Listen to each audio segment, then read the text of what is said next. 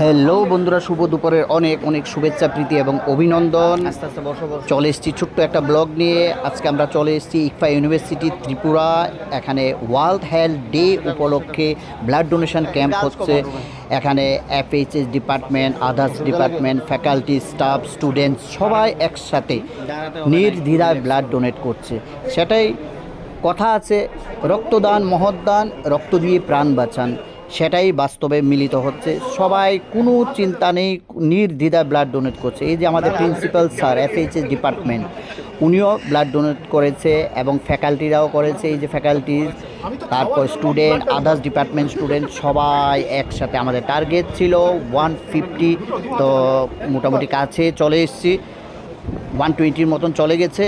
তো বন্ধুরা, ভিডিওটা কেমন হয়েছে কমেন্ট করে জানাবে। এবং এই ভিডিওটা করার কারণ হলো তোমরা যেন সমাজে এরকম কাজ করতে পারো, তার জন্য ভিডিওটা বানালো। আবার দেখা হবে